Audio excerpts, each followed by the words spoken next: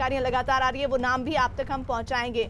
और ये भी कहा जा रहा है कि उपाध्यक्ष राजेंद्र सिंह भी इस तरह से एलजेपी में शामिल हो सकते हैं और वो भी चुनाव लड़ सकते हैं। तो ये बड़ा जो इस वक्त बिहार की राजनीति में लोग दिलचस्पी रखते हैं, उनके लिए समझना मुश्किल होगा कि एलजेपी बीजेपी से अलग है, एलजेपी नीतीश बाबू की पार्टी जेडीयू से अलग है, या फिर वो एक तरह से साथ में ही सपोर्ट कर रही है।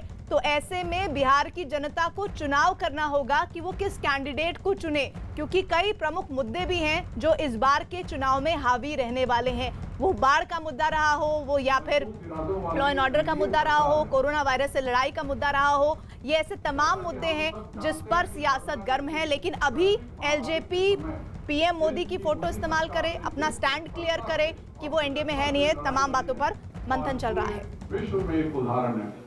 ठीक उसी प्रकार से बिहार में श्री नीतीश कुमार जी के नेतृत्व में एनडीए सरकार ने कोरोना के खिलाफ जो कदम उठाए हैं और उसमें हमें जो सफलताएं मिली हैं वह भी अत्यंत सराहनीय है।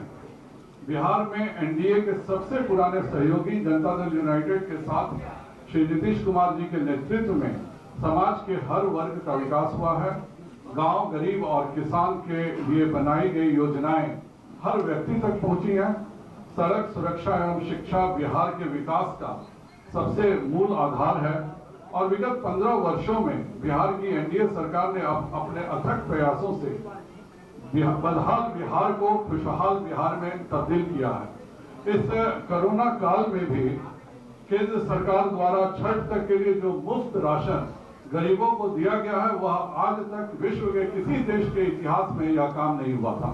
उसी प्रकार पीएम केयर्स फंड से 500 बेड के अस्पताल 3 महीनों में बिहार में बना लिए गए और यह सब तभी संभव हो सका जब केंद्र और बिहार दोनों जगहों पर एनडीए की सरकार है।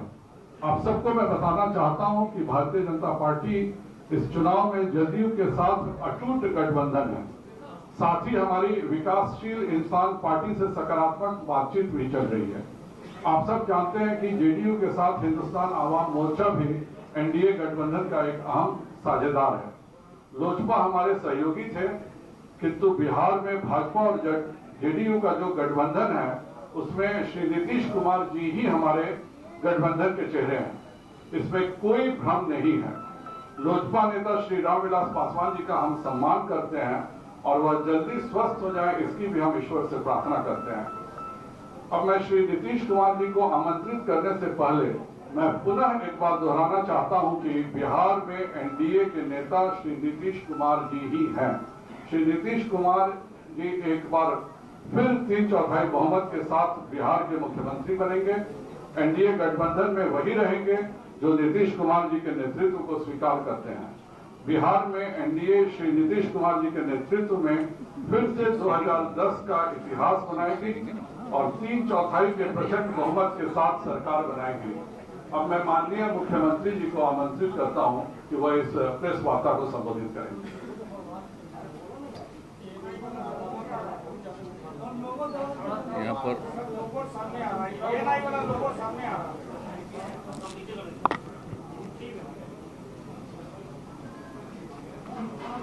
यहाँ पर उपस्थित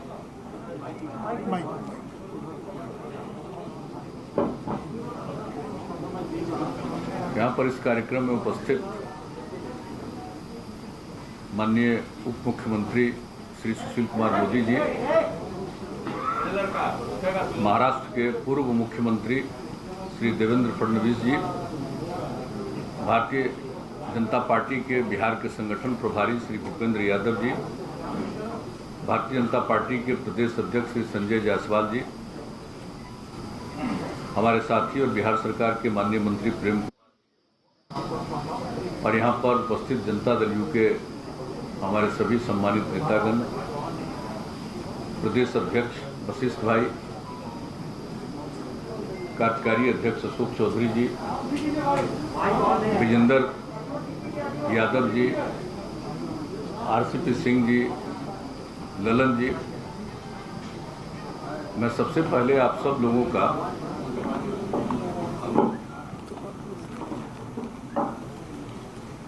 अभिनंदन करता हूं। आप इतनी बड़ी संख्या में यहाँ पर मौजूद हैं और यहाँ पर जो बुनियादी बातें हैं उसकी जानकारी संजय जायसवाल जी ने दे दिया।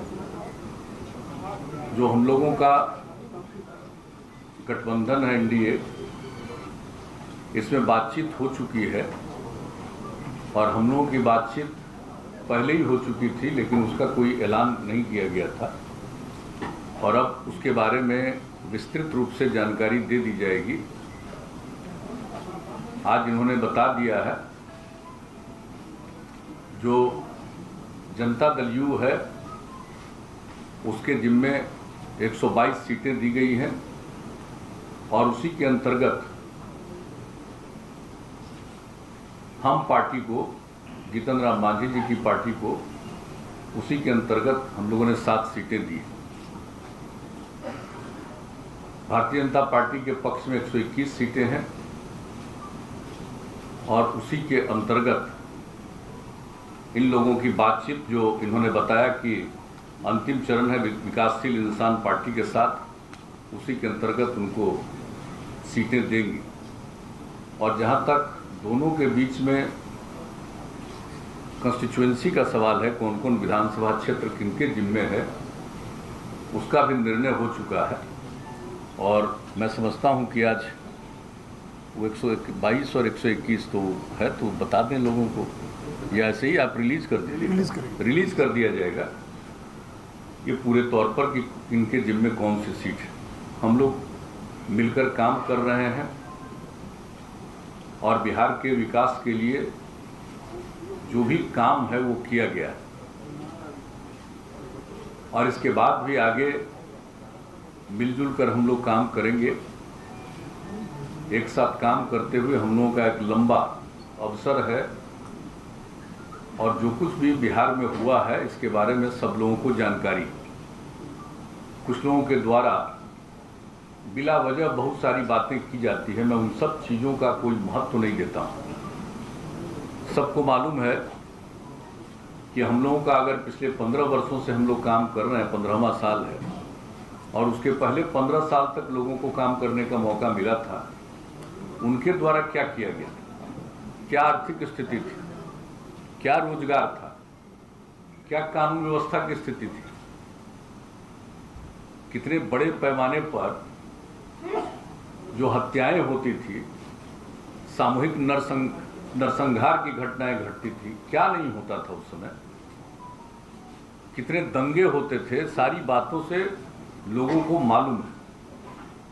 और कहां कौन सा विकास का काम था, कहीं कोई सड़क था, कोई सड़क भी ठीक से था, एक भी काम नहीं था।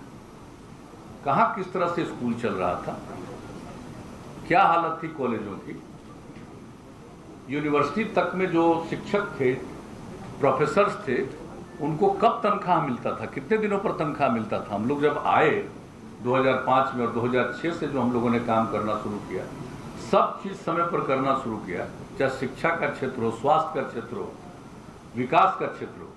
और हम लोग प्रारंभ से कहते रहे न्याय के साथ विकास, यानी समाज के हर तबके का उत्थान और हर इलाके का विकास, वही काम हम लोग करते चले आ रहे हैं किसी भी क्षेत्र में। और इसके बारे में तो सबको पता है और किस तरह से हम लोगों ने काम किया। ये बता रहे थे अभी संजय जायसवाल जी, इधर की घटनाओं के बारे में कुछ जानकारी उन्होंने दे दी और कितना ज्यादा ये जो कोरोना का प्रकोप हुआ है दुनिया भर में, कोविड-19 से दुनिया भर के लोग प्रभावित, और कहीं नीचे जाता है फिर ऊपर जा रहा है। ये स्थिति एक दूसरे तरह की है, लेकिन हम लोगों ने बिहार में कितना काम किया।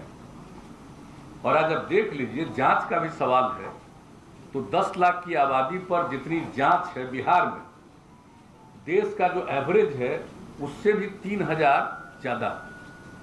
हमारा देश के एवरेज से भी प्रति 10 लाख की जनसंख्या पर जितनी जांच हुई या हो रही है, उसमें भी हम लोग आगे हैं। और जहां तक सवाल है कि जो लोगों की मृत्यु होती है उसकी भी कमी है हम लोगों के यहाँ, और जो लोग ठीक होते जा रहे हैं उसकी भी संख्या हमारा 93% से ज्यादा है। तो हर प्रकार से काम हो रहा है। लेकिन बहुत तरह की बात लोग, जब ये हुआ और बाहर में जो लोग थे हम लोगों के, जिसको प्रवासी कहा जाता, मैं तो प्रवासी शब्द का पक्षधर नहीं, मैं शुरू से बोलता हूँ। देश तो एक है, देश के अंदर कोई एक प्रांत का दूसरे प्रांत में जाता है, उसको प्रवासी कहना उचित नहीं। हर किसी को देश के अंदर जाने का अधिकार है। सारे लोग जाते हैं। बिहार में क्या दूसरे राज्य के लोग नहीं हैं? लोगों को ठीक से मालूम नहीं है, यह पता नहीं है कि केरला के लोग या महाराष्ट्र के लोग बिहार में हैं कि नहीं है, तो ठीक से तो मालूम नहीं है। तो बिहार के लोग भी सब जगह जाते हैं, या जहां कहीं भी इच्छा होती है जाते हैं। अब वहां थे, परेशानी में थे, तो हम लोगों ने तो एक एक लोगों से संपर्क किया और सब लोगों को जो भी है, मतलब 21 लाख लोगों को 1,000 रुपया की सहायता राज्य सरकार की तरफ से किया गया। और जो गाइडलाइन था जारी, उसमें एक जगह से दूसरी जगह जाने का नहीं था। फिर केंद्र सरकार ने निर्णय लिया अप्रैल महीने में, और जो रेलगाड़ी से आने की सुविधा की गई, कितनी बड़ी संख्या में हमारे लोग आए और लोगों के साथ कितना यहां किया गया। अलग अलग लोगों को, जिसमें था कोई 8 जगह से आए जिनकी स्थिति वहां ज्यादा ठीक नहीं थी, उनको अलग हम लोग 14 दिन तक रखे क्वारंटाइन सेंटर, और उसमें एक एक लोगों पर 5300 रुपया 14 दिन के अंदर हम लोगों ने खर्च किया। तो लोगों को तो मालूम कुछ रहता नहीं है। केंद्र ने मदद किया कितना, जिसकी चर्चा इन्होंने कर दी, किस तरह से लोगों को सुविधा हो जाए, चारों तरफ से राज्य सरकार की तरफ से किया गया। लेकिन कुछ बातें तो यूं की जाती है, तो एक बात है, और हर प्रकार से हम लोग एक एक तरह का इंतजाम करके रखे हुए, और एक एक क्षण, अभी तो अब चुनाव आ गया, तब चुनाव आ गया तो जितने सरकार के और जो डिपार्टमेंट के लोग हैं, अधिकारी हैं, ये उनका देखना काम है। और आपको मैं बता देता हूं, जैसे ही चुनाव आयोग के द्वारा घोषणा की जाती है डेट, हमको जब से मौका मिला तब से, जिस दिन अनाउंस हो जाता है चुनाव का इलेक्शन कमीशन के द्वारा, उसके अगले दिन या उसी दिन हम ऑथोराइज कर देते हैं सब काम के लिए चीफ सेक्रेटरी को। तो इस बात को जान लीजिए, हम लोगों को तो इतना कम समय है और ऐसी परिस्थिति में चुनाव हो रहा है, तो सब लोगों को पूरी तैयारी करनी, और हम लोग चुनाव कर रहे हैं तो हम लोग तो अपने ढंग से जो काम है। और एक बात मैं बता देना चाहता हूं कि हम तो, जो हम लोगों का काम है लोगों की सेवा करना, तो हम लोग तो पॉजिटिव आधार पर जो काम किया है और जो काम कर रहे हैं, उसके आधार पर लोगों के बीच में फिर हम लोग जाकर के सेवा का अवसर प्राप्त करने की कोशिश करें। जनता मालिक है, उनको तय करना। लेकिन कुछ लोगों के द्वारा किस किस तरह का बयान दिया जाता है, मुझे तो आश्चर्य होता है। और आज तो हम कुछ अखबार में देख लिए कि जिसका जेडीयू से कोई रिश्ता नहीं है, उसका छाप दिया कि आरजेडी ज्वाइन किया, तो जेडीयू में है ही नहीं। अब वरिष्ठ नेता 2-3 अखबार में हमने देखा, आश्चर्य मुझको लगता है। इसलिए हम तो आग्रह करेंगे कि चीजों की जांच करके, अब फोटो छपा हुआ है, फोटो छपा है 1-2 अखबार में, तो वो कब हम लोग एमएलए बनाए, एमपी बनाए, 14 से ही अलग है। अब बताइए, कोई कहीं जाता है तो कुछ चीजों को तो देख करके मैं इतना ही कहूंगा, मुझको दुख नहीं होता। सवेरे मेरी आदत है अखबार पढ़ने की, तो हम जब सवेरे अखबार पढ़ते हैं, टेलीविजन तो उस तरह से हम देख नहीं पाते हैं काम के चलते। दिल्ली में जब तक थे तब तक 1-2 घंटा टेलीविजन देखते थे, अब नहीं देख पाते हैं। लेकिन अखबार पढ़ते हैं तो कभी कभी चीज को देख करके हंसी आती है। तो इन सब चीजों से हमारा कौन क्या बोलता है, क्या बोलेगा, और इन्होंने उसके बारे में बता दिया। और ये तो बीजेपी ही अपनी तरफ से जो भी बात होगा कह देंगे। कोई क्या बोल रहे हैं क्या नहीं बोल रहे हैं उससे हमको कोई लेना देना नहीं है, कोई मतलब नहीं। हम लोग मिलकर काम कर रहे हैं और मिलकर आगे भी काम करेंगे। मिलकर हम लोग साथ मिलकर के चुनाव लड़ेंगे। और जो इनका भारतीय जनता पार्टी का ही जो विचार था हम लोगों के साथ विमर्श के